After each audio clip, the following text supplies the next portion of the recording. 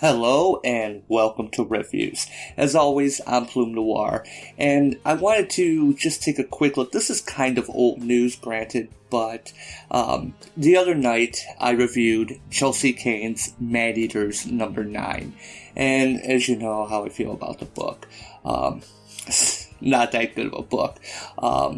But I was a little bit curious because when issue 4 came out, I did something that I never do. I actually tweeted out to Chelsea about that.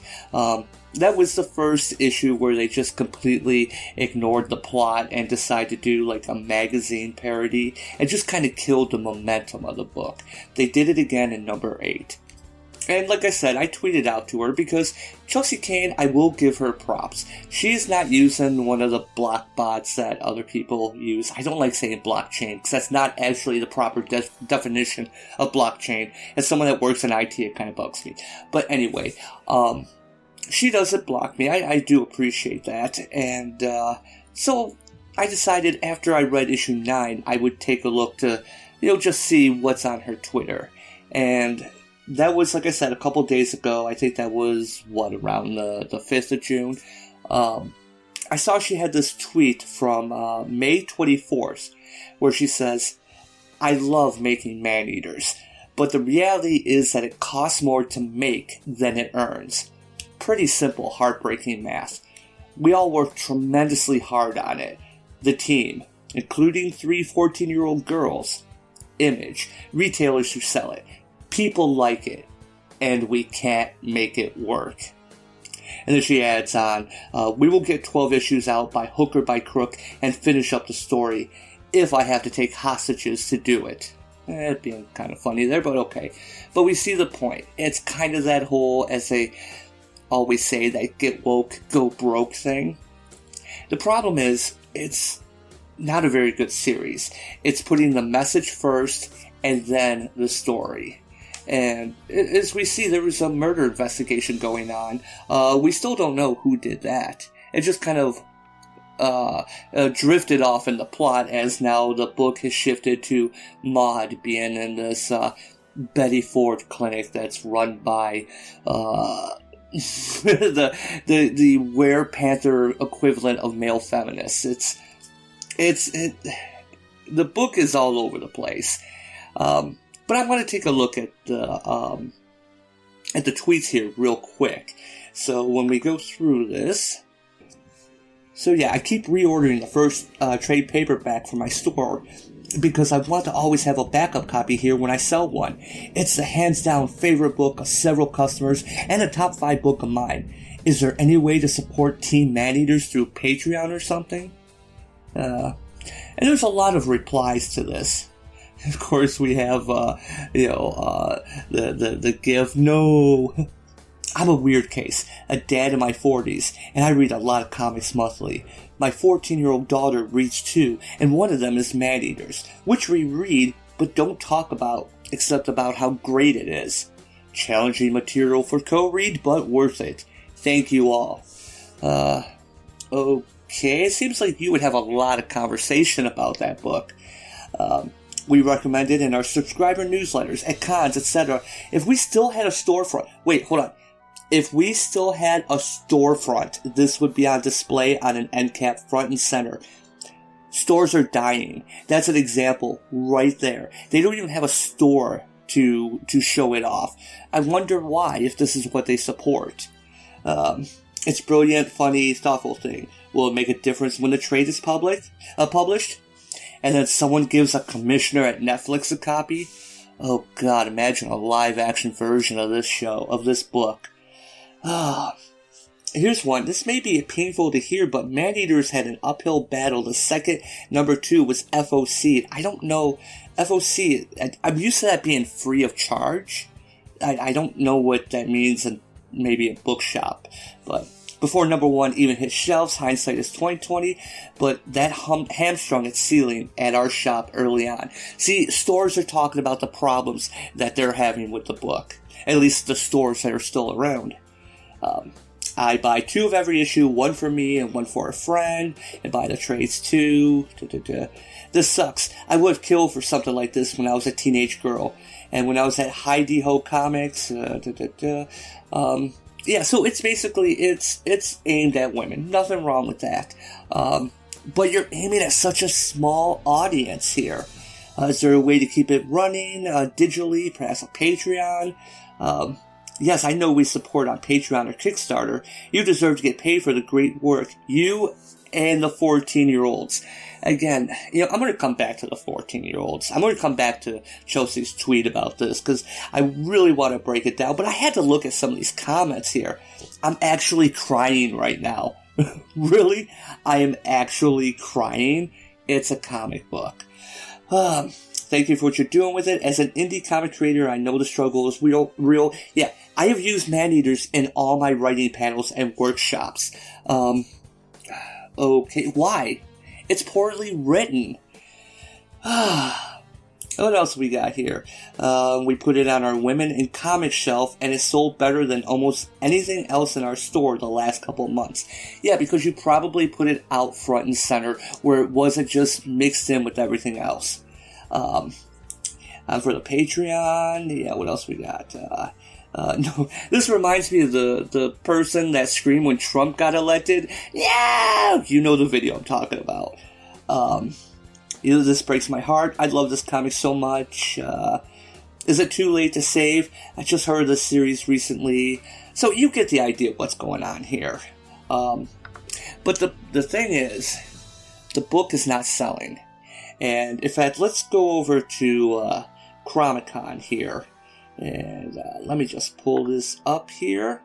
Yeah, we see that it is number 202. A few spots behind Wonder Woman. And it's been at the same spot the previous month. It was 202 this month. And this is for April of 2019, where the screenshot is taken from. It's taken from Comic-Con. Interestingly, it actually was higher than Vertigo's High Level, which is, the Vertigo line from DC has been getting such a push. And yeah, it managed to get higher than that. I even dropped Vertigo. I gave up on that book. So yeah, it's at 202, and it only sold 7,302 copies. Now remember, with Image, you pay ahead of time. You pay for everything to get the book, and then you make money on the back end when it sells. It's a good thing if you're, say, Robert Kirkman, and you have The Walking Dead or Invincible, something that sells really well. Smaller creators, not so much. It's very hard to get going. But let's go ahead. Let's take one more look at her tweet here.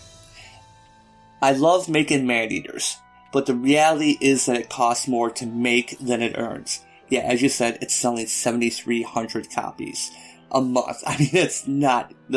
those are horrible sales. Even Marvel would cancel a book if it's only selling that much. Pretty simple, heartbreaking math. Facts don't care about your feelings. We all work tremendously hard on it. Yes, the old meme that, but we worked so hard. Look at all the effort we put into it. Just because you don't like it or it's not good, we worked really, really hard. Yeah, that's the problem. If you work really, really hard and you still put out a bad product, why should you be rewarded in continuing to put out a bad product? I've worked with many people that they put a lot of effort into what they did, and they were bad at their jobs. And you know what happened? They didn't stay at their jobs. There's a reason for that. It doesn't matter how much effort. If you can't sell something, make something that people want to buy and you can't sell it, just because you worked really hard on it, doesn't mean that you should have complete success. It doesn't care. We go back to the previous thing. The facts don't care about your feelings. And then she starts mentioning the team, including 3 14-year-old girls. I see. There's that call to empathy. 3 14-year-old girls. Now, remember in a previous video, I said that I would not rip on the 14-year-old girls who do the dead samurai poetry. And I won't. I mean, if I was 14 and I had a chance to do, I would jump at it. You know, I'm not faulting the 14-year-old girls. I would not do that. However, I am faulting Chelsea for putting that out there, that it's, it's a call for empathy. The children, these teenage girls. I mean, you don't want to oppress the teenage girls, right? So, yeah, it's a whole... And you saw it in the tweets I just went through. One of them mentioned that I saw teenage girls reading it in my shop. So yeah, they're pushing on this. Chelsea's pushing this, that you should sell this, you should buy this, because we work so hard on it, and there's teenage girls working on it, 14-year-old girls. Think of the children. That's what this is. People like it. Yeah, you do have some people that like it. There's also a community of people who like, and I'm going to swear on this, but they like taking their dicks and hitting them with hammers. Okay? That doesn't mean everybody likes it. Just a small smattering of people that do like that. That doesn't mean it's a widespread success, okay? So yeah, there are some people that like this book. I've mentioned in previous videos that my backup comic shop, the owner, she likes this book. We've discussed it. She came around with me on my side on a few of the plot issues, but overall she's really excited. And again, granted, I understand this is, aimed at women, what have you, but it's aimed at the feminist crowd because they put the message first, plot second. And as she says, people like it. And we can't make it work. That's what I was just saying. We can't make it work because it's message before plot. And I said, you want to make a feminist book like this? All for it. I'll give it a shot. I think of Why the Last Man, which had a lot of feminist themes in it, but it was written by a man, and I've heard people complain about how the feminist themes he put in it were wrong because he's a man. But he was also fair. He shows that there's some women who are great, some women who screw up, and it's a balance. Why the Last Man is a great book. You could make a great book out of man-eaters. But you have to, like in the previous issue, there was a whole page set up for just a line to the bathroom joke. You see how hard women have it? Yeah. So, anyway, I wanted to show this off here because, she doesn't understand, and that's the problem. We're looking for quality. We're looking for good content. I've been reading this. I bought every issue. So I'm one of those 7,300. I'm 7,302 probably. But I am buying this book. I am reading it. I've been, talking about every issue. I made videos on every issue. But it's not a good book. It's not a good product. And that's what's killing this industry. You want to have a feminist themed book? Go ahead. You can do it. No one is stopping you. Just make sure it's good. I would read it if it's a good story. But as you see, in the day of Twitter and social media, it's all about the virtue signaling. And this is why I don't go on virtue signaling social media like Twitter that often. Because I don't see how these people are saying this book is so great. How do you sum up the plot of this book? There's, when women get their period, they turn into werepanthers. Okay, got it. We have a teenage girl who's been not drinking the water. She's turned into a panther. Okay, it's her and her two parents. Her mother is agent of scat. Her father's a homicide detective. Okay, I see where we're going. We're 9 issues into it. How far has the plot moved? There was a panther attack. Did they ever say who that panther was? No. What is the point of this book? It meanders. 9 issues, and 2 of those were basically filler issues. So you still have 7 issues, and the plot has barely advanced. And she wonders why she can't make it work. I don't wonder. I don't think any of us wonder. Well, I'll be back with more videos. I still have Domino. I have Black Cat to do here, too. And War of the Realms. So, as always, thanks for watching, and I will see you next time.